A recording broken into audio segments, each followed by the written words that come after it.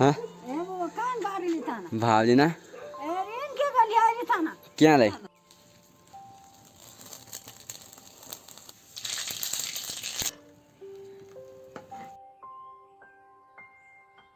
उत्तराखंड के आम इंसानों के साथ साथ देवी देवताओं को भी कर्नाली का साग बहुत ज़्यादा मात्रा में पसंद होता है।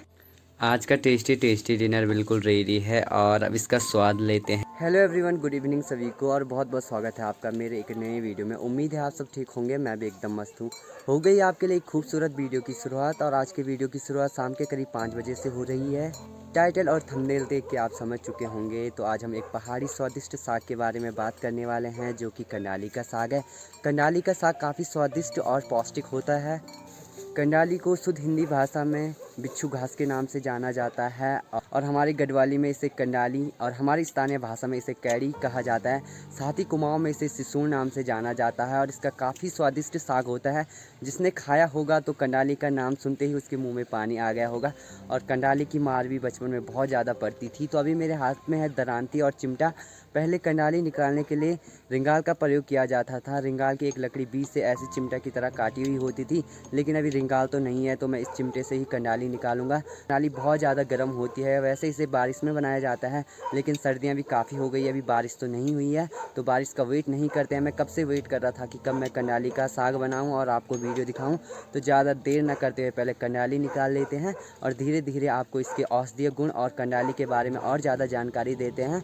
तो आज की वीडियो आपके लिए नॉलेजेबल होने के साथ साथ हम एक पहाड़ी डिश आपको बताने वाले, आपके साथ शेयर करने वाले हैं। होपफुली आपके लिए ये वीडियो उपयोगी होगी और काफ़ी स्वादिष्ट साग होता है यार इसका। एक बारी मैं जाता हूँ, भाभी या माँ मेरे साथ जो भी आएगी, मुझे तो वैसे निकालनी नहीं आती है कर्नाली।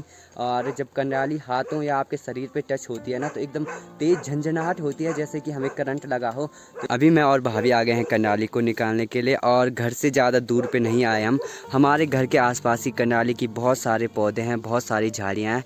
तो कर्नाली की बहुत सारी घनी झाड़ियाँ भी होती है, लेकिन वो बहुत पुरानी होती है। तो हमें नई नई कोंपलें निकालनी है क्योंकि ये काफ़ी स्वादिष्ट होती है। तो यहाँ पे कम ही झाड़ी है तो इतना तो काफ़ी नहीं होगा, तो ऐसे ही हम और ढूंढेंगे। तो कुछ इस तरह से निकाली जाती है कर्नाली। और यहाँ पे देखो, ये जो आपको सुई की तरह कांटे दिख रहे हैं ना, जब ये टच होते हैं तो इससे हमें सावधानी पूर्वक भी निकालना चाहिए। अगर ये हाथों में लग गए ना तो बहुत देर तक सही नहीं होता है, हाथ बिल्कुल झंझनाहट करते रहता है। और साथ ही यहाँ पे स्नूपी को पता नहीं क्या हो गया है, भौंके जा रहा है। वैसे उसका दिन भर भौंकने का ही काम है। अब उसका टाइम हो गया है नीचे वाले घर में जाने को। जब रात होती है तो स्नूपी नीचे वाले घर में जाता है, लेकिन अभी उसने वीडियो में डिस्टर्ब भी करना है। मैं आपको इतनी अच्छी अच्छी जानकारी जो दे रहा हूँ कर्नाली के बारे में। और कर्नाली में ना आयरन बहुत ज़्यादा मात्रा में होता है, इसलिए इतना गर्म होता है और इसके औषधीय गुण भी बहुत ज़्यादा है। अभी भाभी निकाले, अभी हम दूसरी जगह पर जाएँगे कर्नाली निकालने के लिए। अभी हमने अपने घर के पास से इतना सारा निकाल दिया है, ज़्यादा दूर जाने की ज़रूरत हमें नहीं पड़ी। और एक बार माँ को दिखा लेते हैं ये कितना काफ़ी है या और निकालना है। बहुत नहीं थे हाँ भाव लेना क्या रहे। तो मम्मी इस कर्नाली को रिजेक्ट कर रही है कि ये खाने के लायक नहीं है।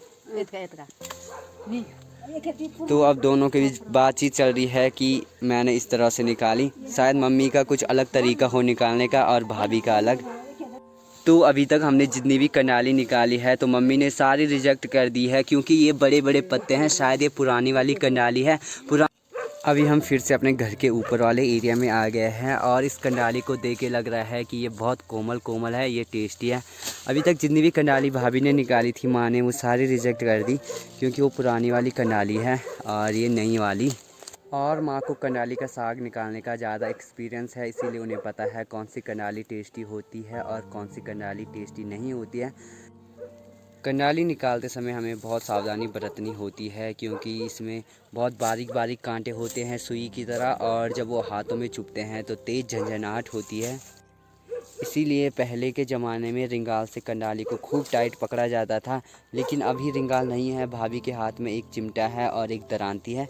तो कर्नाली के पौधे से बहुत सारी औषधि भी बनाई जाती है, इसीलिए इसे बिच्छू बूटी के नाम से भी जाना जाता है। बिच्छू बूटी के नाम से ये बहुत ज़्यादा प्रसिद्ध है, बहुत ज़्यादा दवाइयों में इसका प्रयोग किया जाता है। और मैंने एक वीडियो में बताया था जब मैं सिंगोट गांव में माता रेणुका के मेले में गया था कि माता रेणुका सिंगोट गांव से तब तक विदा नहीं लेती है जब तक उन्हें कर्नाली का साग और मंडवे की रोटी नहीं मिलती है। उत्तराखंड के आम इंसानों के साथ साथ देवी देवताओं को भी कर्नाली का साग बहुत ज़्यादा मात्रा में पसंद होता है। इसीलिए माता रेणुका जब भी सिंगोट गांव में जाती है तो बिना कर्नाली के साग के नहीं जाती है। फिलहाल अभी हमने कर्नाली निकाल दी है बहुत सारी, जितनी कि हमने पहले निकाली थी, और इतनी इनफ होगी हमारे लिए। बहुत ज़्यादा मात्रा में हमारे शरीर में गर्मी उत्पन्न कर देती है, कहीं ज़्यादा ही गर्म ना हो। खाने से हमारा रक्तचाप भी बढ़ता है। जिन्हें बीपी की प्रॉब्लम होती है, यानी बीपी लो की प्रॉब्लम होती है, उनके लिए कर्नाली बहुत ज़्यादा लाभदायक होती है। सबसे पहले हमने जितनी कर्नाली निकाल ली है उसे ठंडे पानी से धुलते हैं एक बारी। अभी सारी कर्नाली को मैंने अच्छी तरह से धुल दिया है और अब आगे की प्रोसेस बताते हैं। तो सबसे पहले इस कर्नाली को यहाँ आग पे थोड़ा सेकते हैं। जो इसके कांटे हैं ये थोड़ा मर जाएंगे आग से। तो यहाँ पे सारी कर्नाली को अच्छे से हम सेकेंगे और जब तक पानी गर्म नहीं हो जाता है, और उसके बाद इस कर्नाली को यहाँ कढ़ाई में उबलने के लिए रख देंगे। तो कुछ देर के लिए यहाँ पे इसे पकने देंगे और उसके बाद आपको आगे की प्रोसेस बताएंगे। कर्नाली का साग अच्छे से उबल भी गया है। एक बार इसे बारीक करने के लिए सिलबट्टे पे पीस लेते हैं और उसे सारा निचोड़ के, और इसे हम फेंकेंगे नहीं। जो सारा आयरन वगैरह है, पौष्टिक तत्व है, वो इसी पानी में है। कुछ इस तरह से इस कर्नाली के साग को सिलबट्टे पे एकदम बारीक किया जाता है, जितनी चटनी होती है बारीक। तो अभी हम फ्राई करेंगे अच्छे से, और भाभी से पीस रही है। जो रेसिपी कर्नाली के साग को बनाने की है, तो अब अंतिम स्टेज है उसका फ्राई करना। और साग को बनाने से पहले हम इसमें मिर्च तल लेंगे अच्छे से। ये मिर्च होती है वो कर्नाली के साग को और भी टेस्टी बना देती है। और आज की जो डिश बना रही है वो भाभी ही बना रही है। भाभी और अब बारी है कर्नाली को फ्राई करने की।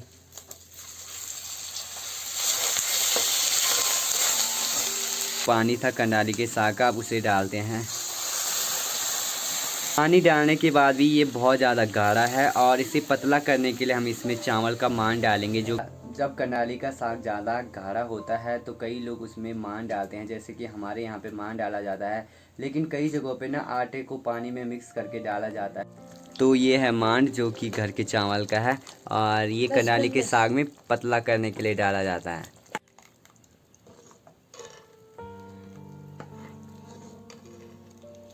आज का टेस्टी डिनर बिल्कुल रेडी है, और अब इसका स्वाद लेते हैं और आपको बताते हैं कि कैसी बनी है आज की डिश। और भाई को इतना टेस्टी लग रहा है कि उसने अपना आधा फिनिश भी कर लिया। भाई कैसा बना है? बहुत ही शानदार बना है, बहुत ही टेस्टी बना है। और ये इस सीज़न की हमारी पहली कर्नाली है बिना बारिश किए हुए। होपफुली ज़्यादा गर्म ना हो, है ना। ऐसा टेस्टी पहाड़ी खाने का भी अलग ही आनंद होता है। और अभी भाभी ने मम्मी के लिए भी परोस दिया है। अब मम्मी भी खा के बताएगी कि कैसा बना है। वैसे देखने में तो बहुत ज़्यादा लजीज लग रहा है, और खाने में भी इससे ज़्यादा लजीज होगा। वाह। और जो ये कर्नाली का पानी है इसे हम फेंकेंगे नहीं, इसे साग में चुप ना रह सकती। हाँ, होना रह सकती बीच में बहुत जरूरी। हाँ हाँ, रेखा